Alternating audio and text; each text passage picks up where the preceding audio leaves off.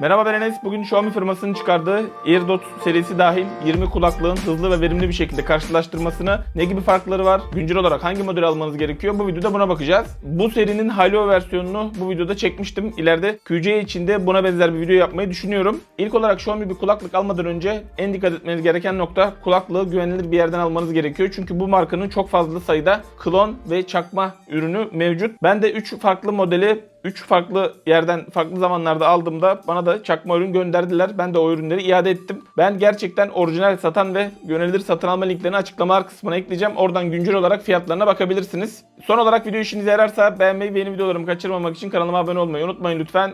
İsterseniz AirDots serisinden başlayalım. Bu şekilde kutu altındaki buradaki kısmı kazıyıp bu adrese giderek kulaklığınızın orijinal olup olmadığını kontrol edebilirsiniz.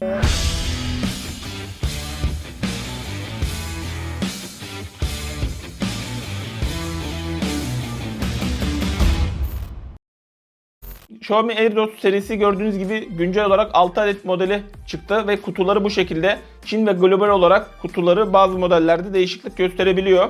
Tasarımsal olarak baktığımız zaman ilk çıkan Xiaomi AirDots modeli beyaz olan model ve Türkiye'de bu model çok fazla satılmadı. Şu anda Türkiye'de bulmanız biraz zor, eski bir model. Diğer Xiaomi AirDots Basic 2 ve AirDots S modelleri tasarım olarak birebir aynılar. Yani dışarıdan baktığınız zaman herhangi bir farklılık söz konusu değil. AirDots 2 S modeli ve AirDots 3 modeli farklı modeller. Biraz daha dış kutuları büyüdü ve dış kutu büyüklüğü olarak da iki modelde aynı. Yine gördüğünüz gibi Type-C olarak bu iki modelde Type-C girişine geçti Xiaomi firması nihayetinde. Yine ilk model hariç diğer 3 model tuşlu olarak kontrol edilirken son 2 çıkan model dokunmatik olarak kontrol ediliyor. Yine fiziksel bir farklılık olarak da son çıkan 2S modeli ve 3 modelinde kızıl ötesi algılayıcı özelliği mevcut. Xiaomi firması genel olarak hep aynı tasarım dilini kullanıyor ve açıkçası ben de son çıkan modelde biraz daha kulağa daha ergonomik bir şekilde oturan bir tasarım bekliyordum. İncelemesini de yukarıdakiye basarak izleyebilirsiniz, AirDots 3 incelemesini. Ses kalitesi olarak peki ne gibi bir farklılık var diyecek olursanız, ilk çıkan AirDots modeli şu an elimde bulunmuyor. Diğer 3 çıkan model AirDots Basic 2 ve AirDots S modelleri genel ses kalitesi olarak oldukça benzerler. 2S modelinde ses kalitesi biraz daha iyileştirilmiş. 3 modelinde artık Qualcomm 3040 çipi ve aptX adaptif teknolojisiyle birlikte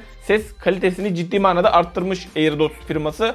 Ancak burada eğer son ses seviyesi sizin için önemliyse 2S modelinde ve 3 modelinde son ses seviyesi olarak ortalama diyebiliriz. Diğer modeller oldukça yüksek son ses seviyelerine çıkabiliyorlar. Ancak 2S modeli ve 3 modeli ortalama bir son ses seviyesi bulunuyor. Ses netliği, çözünürlüğü, sahne genişliği, enstrüman ayrımı olarak da yani genel ses kalitesi olarak AirDots Basic 2 ve AirDots S modellerinde ses kalitesi olarak oldukça benzer olduklarını söyleyebilirim. AirDots 2S modelinde ciddi bir iyileştirme yapılmış. 2'den 3'e geçerken de yine bir iyileştirme mevcut ve genel ses kalitesi olarak daha zengin bir enstrüman ve müzik zevki yaşayabiliyorsunuz AirDots 3 modelinden. Mikrofon kalitesi olarak AirDots Basic 2 ve AirDots S modelleri yine benzer bir mikrofon kalitesi sunarken AirDots 2 modelinde bu biraz daha arttırılmış. 3 modelinde ise daha çok gürültü engelleme konusunda geliştirme yapılmış. Qualcomm 3040 çipi de kullanıldığı için CVC 8 olarak gürültü engelleme özelliği bulunuyor. Diğer kulaklıklarda DSP olarak bir gürültü engelleme özelliği bulunuyor. Gürültü engelleme olarak 3 modeli biraz daha önde. Ancak dediğim gibi top tasarımda oldukları için de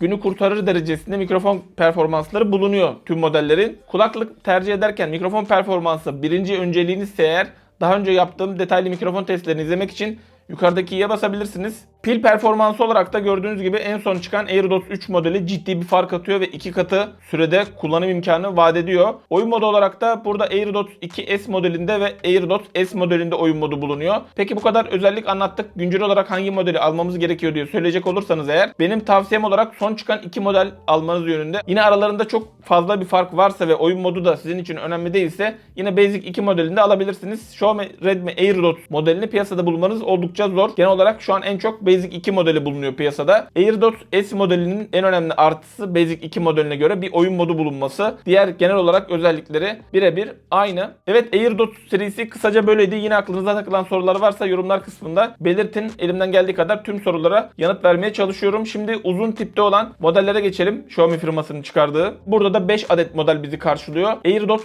Pro modelinin daha önce yine incelemesini kanalımda yapmıştım. O modeli bulmanız da epey zor. Onda Bluetooth 4.2 kullanıldığı için özellikle özellikle video izlerken de görüntüyle ses arasında bir senkron problemi mevcut. O model Pro Lite olarak sadece Bluetooth versiyonu güncellendi. Şu anda yaklaşık olarak 400-450 TL civarında satın alınabiliyor. O modeli de güncel olarak almanızı tavsiye etmem açıkçası. O fiyatlara çıktığınız zaman çok daha başarılı modeller mevcut. Burada yine bu serilerde özellikle Pro 2 modelinde çok fazla sayıda çakma model bulunuyor Türkiye'de. Özellikle bu modelin fiyatı yurt dışında yaklaşık olarak $50 civarında. Yani Türkiye'de de uygun fiyatlı bir Pro 2 modeli gördüğünüz zaman %100 sahte olduğuna emin olabilirsiniz. Türkiye'den alacaksanız eğer ben Air 2 SE modelini almanızı tavsiye ederim. Aralarında çok uçurum farklılık yok. Yine Air 2 SE incelemesinde detaylı olarak farklarını anlatmıştım. Air 2 SE modelini orijinal olarak alabilirsiniz. Yine satın alma linkini açıklama kısmına ekleyeceğim. Bu arada Pro 2 modeli de Pro 2S olarak güncellendi. Burada da gördüğünüz gibi kutuya bir kablosuz şarj özelliği geldi ve genel kullanım süresi kutunun bataryası 14 saatten 24 saate çıkartıldı. Ben Pro 2S modelini Türkiye'de satan bir satıcı görmedim açıkçası. AliExpress üzerinden alabilirsiniz Pro 2S modelini. Yani burada eğer uzun tipte bir model bakıyorsanız eğer benim tavsiyem Air 2 SE modeli olacaktır. Yine bir adet model daha çıktı. O da Mi Air 2 Pro modeli. O model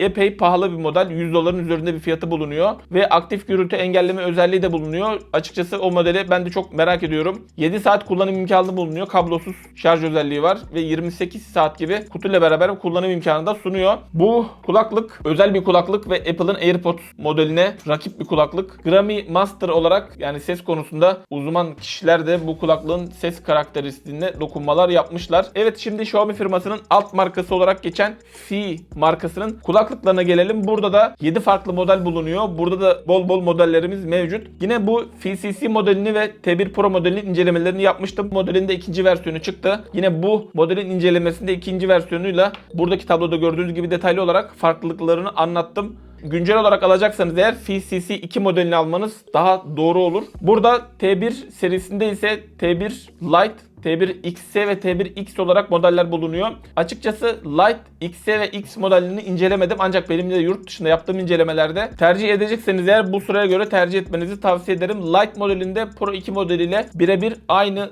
deniyor. Sadece aktif gürültü engelleme özelliği ve transparan mod özellikleri çıkartılmış. Ondan dolayı Lite ismi eklenmiş. Diğer XS ve X modellerini incelemedim. Ancak benim burada tavsiyem eğer bütçeniz uygunsa Pro modelini almanız. Aktif gürültü engelleme özelliği eğer ihtiyacınız yoksa da Lite modelini almanız yönünde olacaktır. Ekstra olarak yeni bir model daha çıktı. FCC Pro olarak. Bu da bu CC'nin silikonlu versiyonu olarak çıktı.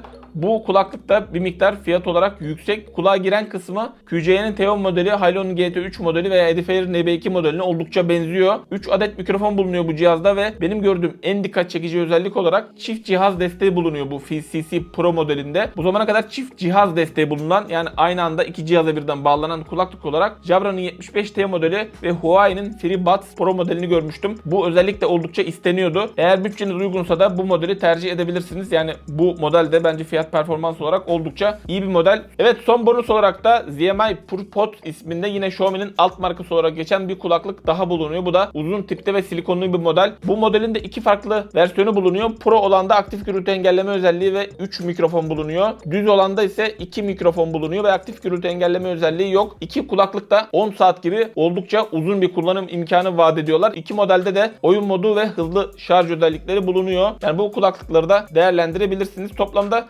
20 kulaklık bulunuyor. Xiaomi firmasının her geçen gün bu sayı giderek artıyor. Tam kablosuz kulaklık piyasası oldukça, açıkçası her gün yeni model çıkıyor. Bu modellere yetişemiyorum. Benim buradaki amacım da doğru modeli, ihtiyacınıza göre modeli minimum para vererek almanızda yardımcı olmak. Buna benzer bir seriyi QC markası içinde yapmayı düşünüyorum açıkçası. QC markası da epey fazla sayıda model çıkardı. Tüm modellerin güvenilir ve orijinal satın alma linklerine açıklamalar kısmından ulaşabilirsiniz. Her bütçe ve kullanım amacı için alabileceğiniz fiyat performans modellerini sizin için açıklamalar kısmında listeledim. Oradan da kontrol etmenizi tavsiye ederim. Video işinize yaradıysa beğenmeyi ve yeni videolarımı kaçırmamak için kanalıma abone olup zil butonuna basmayı unutmayın. Bir sonraki videoda görüşmek üzere. Hoşçakalın. Kendinize iyi bakın.